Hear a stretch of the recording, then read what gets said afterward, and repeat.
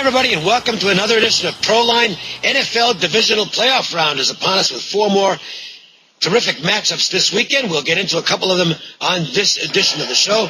Here to discuss the games and get you some good information, John Cranton, world champion handicapper Jim Feist, and my name's Dave Cokin. Start things off, tell you about what we've got going for the coming days, both basketball and football. And Jim, you're on a roll. What was it, plus 14 games last week. That's a lot of profit in the pockets of yourself and everybody who bet the games. You know, it's I have to say this, though. Notre Dame is still down in Florida trying to score. Oh.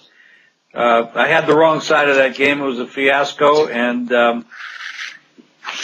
I don't know what to say about that, but maybe next year when we have the playoff system, we'll get those four teams in there. We'll get a little bit more competition. But I have to hats still off 3 years away, so. Yeah, that's true. I have to hats off to Alabama. I mean, that's an incredible team and incredible coach. And Notre Dame had a good year, but obviously just don't have the right pieces to mesh with that type of competition. Dave, yeah, 43-29 with all my plays last week, including 7-2 in the NFL in Week 17, 2-1 in the NFL Saturday. Lost with the Bengals, had the Bengals and the Texans under, the Packers high roller on Sunday with the Ravens. It's my NFL Hoops Special. Play through March tournaments in college hoops for $39. And get a bonus, the NFL Playoff Game of the Year, which is actually a total Game of the Year, going this weekend. I've been incredible in my totals all year long, have been for many, many years.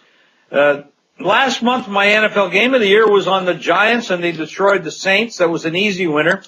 You don't want to miss this one. This is going to be a real good one. A real good one. I've checked all the weather conditions, everything out there, all meshes. This thing will be good.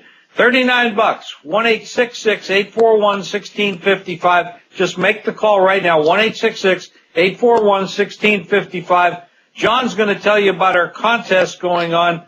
And I want to also tell you that if you want free plays each and every day, text WINNER, that's WINNER, to 313131, and we'll send you free plays each and every day. Well, John, let's find out about that contest.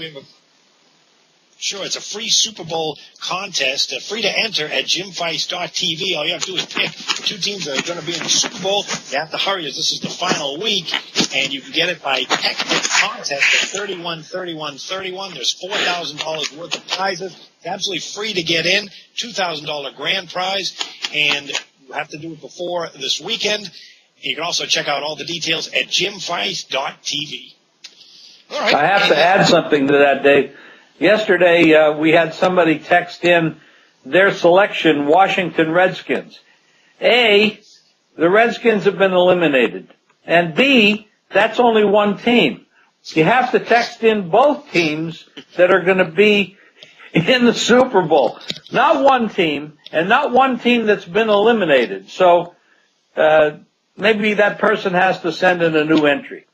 Yeah, we have to clarify that. It's this year's Super Bowl happening in a few weeks. Okay. I thought I might be doing something wrong when I sent that in. Oh, you sent it in? No, I don't think so. Yeah, listen, it's fun. It's free. Get in and have a good time with that. You can get my free plays every day via text message as well as Jim's.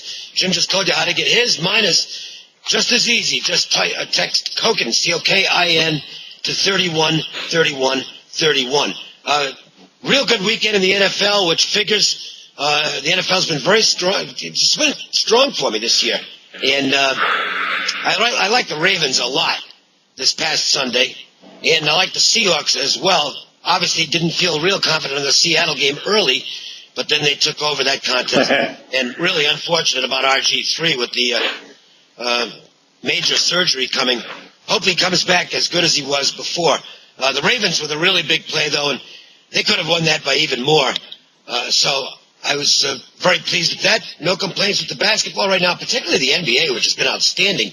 You can get the next 3 days of plays for me. This is going to include action and under-the-hat plays for $33, $11 a day. It's a one-time only offer. Jump in on this, get a bunch of plays over the next 3 days, and I think you'll get some serious profits out of it because there's going to be a couple of really big plays in there. $33, and if you're one of the first 100 callers in, you will also get, as a bonus, football through the Super Bowl. And that'll include either a side or a total on every single remaining playoff game.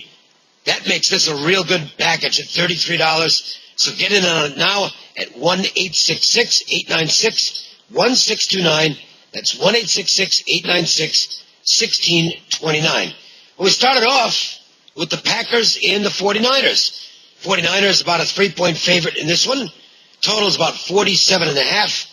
They have played already this season with Green Bay extracting some revenge for last year's playoff loss to the 49ers. They won 30-22.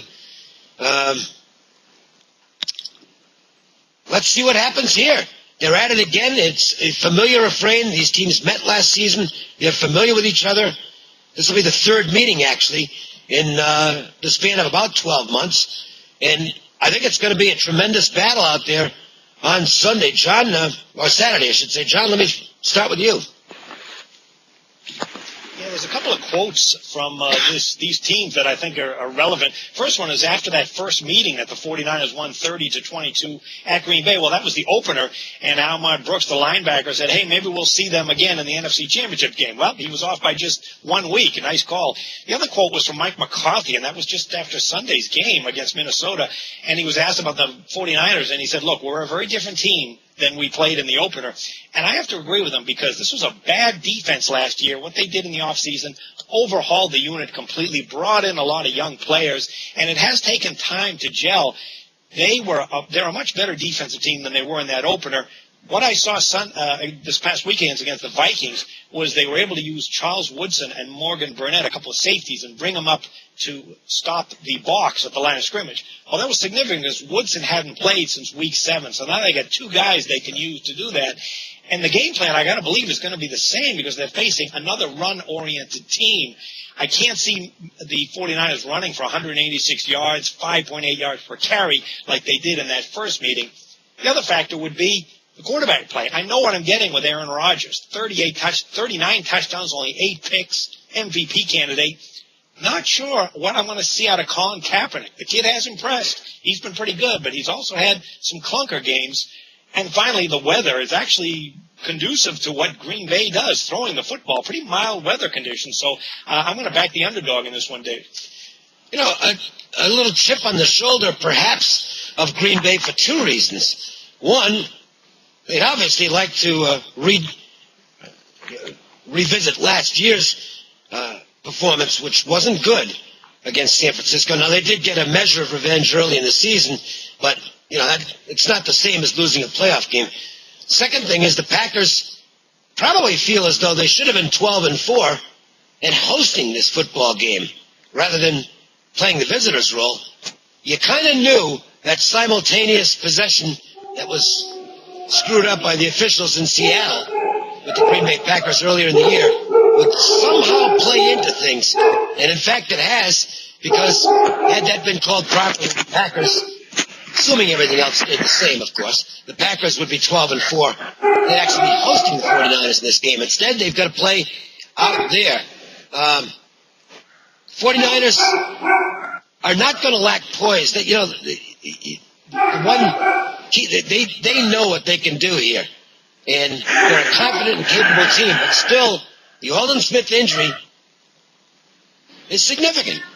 They're a different defense without him, and I think it's really helpful to the 49ers that they've had 2 weeks to prepare for this game and maybe come up with a couple of different wrinkles on defense that'll be able to camouflage that absence. On the Green Bay side, good enough performance against the Vikings last week. They were in a tremendously advantageous situation there. Look, Christian Ponder's not going to win any awards, but the Vikings had no chance in that football game with Joe Webb at quarterback. That was, in fact, he was embarrassingly bad. I would say at this point the Vikings, at the very least, need to find a new backup quarterback for next year because Joe Webb was pathetic in that game. So I'm not completely convinced the Packers defense is all that.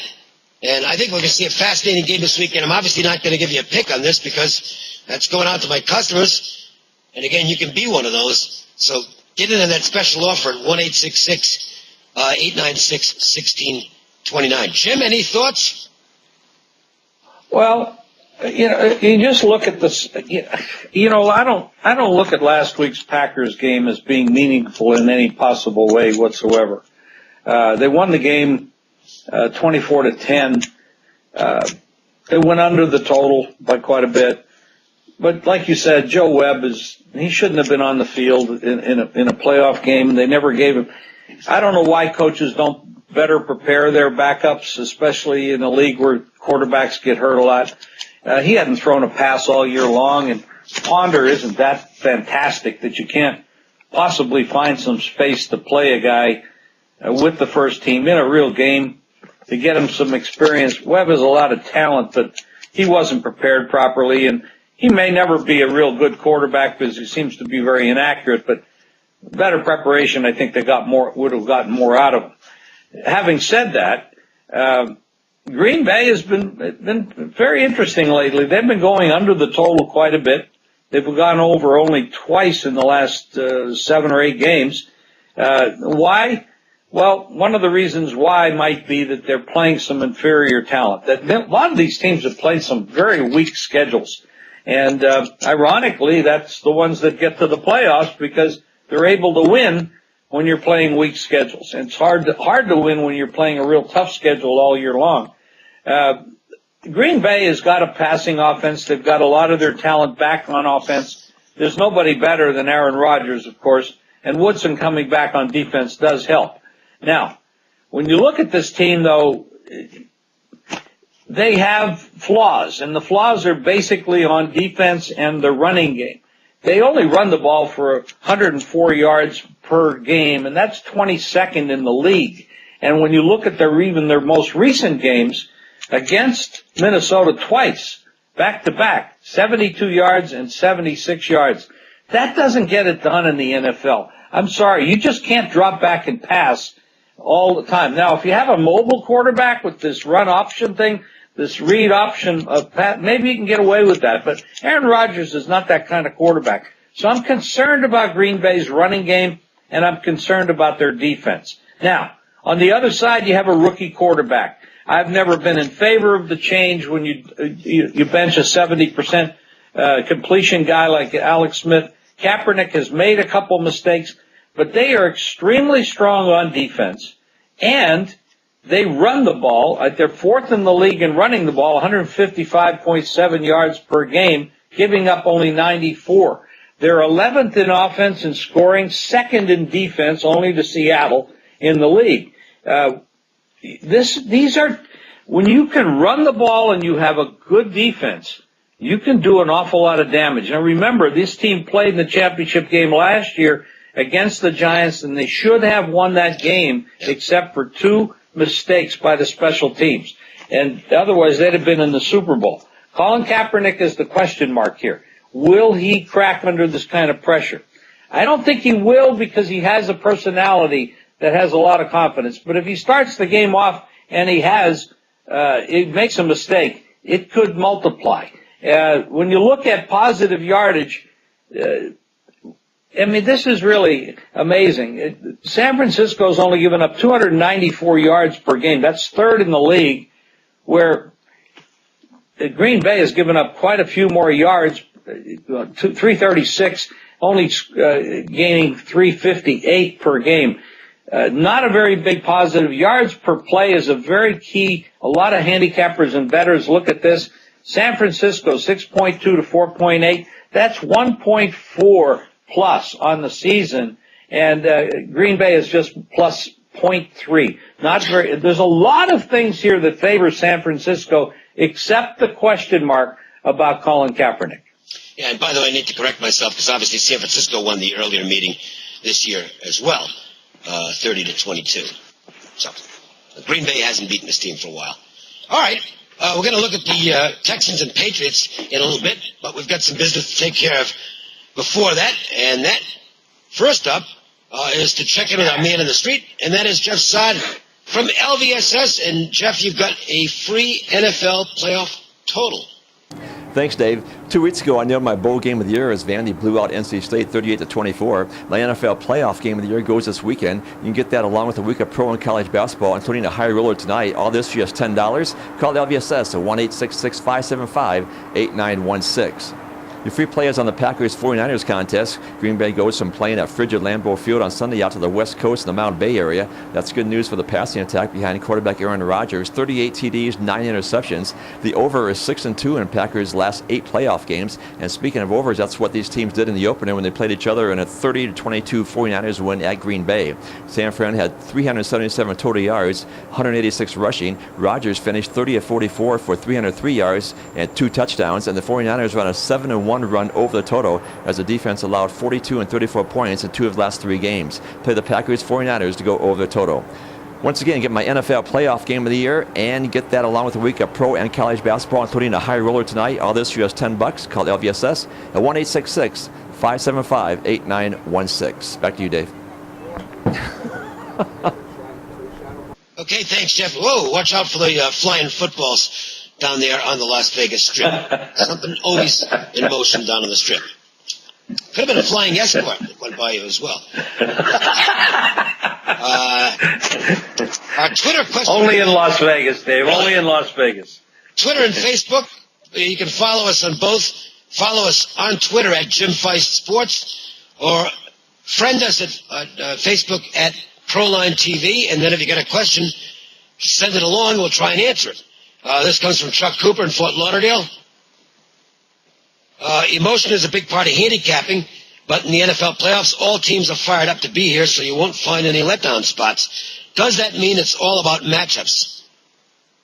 Well, it's a lot more about matchups than, it's a good question, because it's a lot more about that than it is about what you'd find in the regular season, where trying to find the high spots and low spots for a team mentally is a big part of the game. That's not to say that teams actually can't have a letdown spot in the playoffs. It has happened, but it's pretty infrequent, obviously, and it's not the easiest thing in the world to see beforehand. I don't see any of that this weekend. I can't see any of the 8 teams left having a flat spot this weekend. So, I would say that's pretty accurate. You got to figure out the matchup, strengths versus weaknesses, match up the numbers as well, and try and get an edge. John, anything to add to that? Yeah, it's primarily matchups as far as I'm concerned, but there are times when emotion and situations comes into it. I think about that game when the Patriots, about 5 years ago, flew all the way out to San Diego, won the game in an emotional last-second win. Then they had to fly to Indianapolis for the AFC title game, and they had a big lead, but the defense was gassed. The whole team was banged up. That was emotional from all that road travel, plus injuries, too, you have to factor, which can't happen in the playoffs like we saw Seattle with their star defensive players. So, but primarily, yes, I do look at matchups this time of the year, because every team wants to win and give it their all. Jim, I actually have the gentleman sent in an excellent question, and he's right. Generally speaking, and during the regular season, you really have to look for emotional highs and lows, physical highs and lows as well. Look-aheads, letdowns, situations like that, revenge games, division games, conference games where there's intensity or less intensity. But there's situations in here where we have physical wear and tear. If a team had an exceptionally tough game the previous week, and then they have to come right back. And let's take a look at Seattle. And in no way am I saying anything disparaging about Seattle in their upcoming game, because there's other situations to look at when they go up against Atlanta. But Seattle last week traveled 3,000 miles to play in Washington. Now, as it turned out, they ended up playing against a quarterback that was basically on one leg. And that's another subject that we can discuss at some point if you want. But they were down 14-0, and they came roaring back, win the game. They shut them out the rest of the way. They had a little bit of an advantage because RG3 wasn't himself in any stretch of in any way possible. But they flew back to Seattle. They did lose a key player in that game, their best pass rusher, which is a big loss. And now they have to fly back and play Atlanta, who happens to have the best record in the NFC, and they have the home field advantage. Now, that's a tough situation physically. I don't think it's a tough tough situation mentally for them, because the person who sent in the message or the question, everybody's going to be up. Seattle wants to win this game. Everybody wants to win this game. But physically, Atlanta's been resting. Now, sometimes rest is good and sometimes it's not good, because, you become less sharp by sitting around. So those factors have to be taken into consideration. And we have seen playoff teams in the past few years that have been wild card teams, which means they never play a game at home and they're constantly traveling city to city, week to week. And they have done well, and they have ended up in the Super Bowl. So it's not impossible for a team like this to do that. And but they are considerations to look into. Yep. The one word that's not in there in the question, it ties into emotion. It's pressure.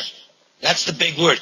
The tough part is trying to figure out who's got the pressure on them and whether it's going to impact them in a negative fashion.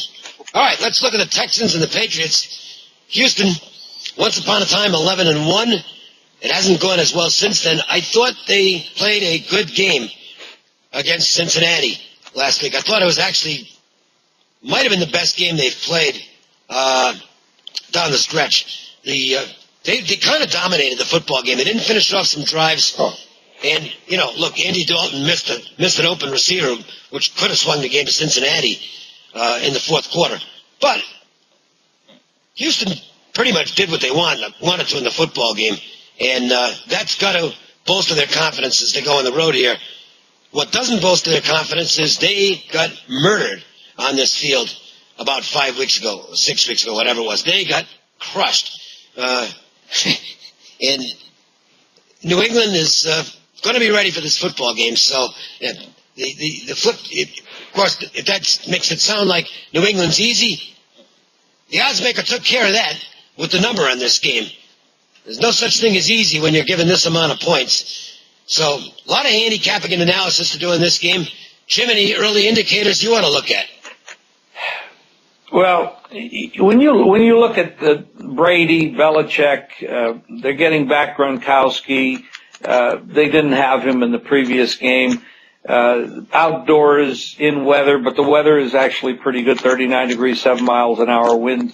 I don't see any snow or rain. Maybe a little bit of rain possible. But, everybody looks at the Patriots and they think, oh, man, they eat people alive. And during the regular season, that's true. But this is staggering, and I didn't know this until I started doing my work on it. The Patriots this is unbelievable. They're 1-7 against the spread in their last 8 playoff home games. And when you look at that and you say, holy cow, you're talking about an overrated team in playoff time. I mean, that's staggering. That's like, I don't know what the percentage is. That's 90% against them. So, and now you have a team coming in there with massive revenge off an embarrassing game. And Houston is not that bad a football team. I don't think they're as good as New England, but 9.5, 10 points is a lot of points. Now, if you look at the total in the situation, I mean, Houston plays a lot of unders. They've gone under last 4 games. Their defense is pretty strong. Indianapolis got 28 on them. Minnesota got 23 on them. Indianapolis, the previous game, got 17 on them. So, but their defense is reasonably strong, but they're going up against a very, very proficient passing game, and it's going to be it's interesting. You got an over team versus an under team here, so somebody's going to dominate. I'll tell you one thing, John. They better finish off their drives better than they did a week ago. I mean, yeah, they piled up a bunch of yards in that game, and it should not have been a contest going into the fourth quarter. They should have been. I had the Bengals in the game, so I'm not.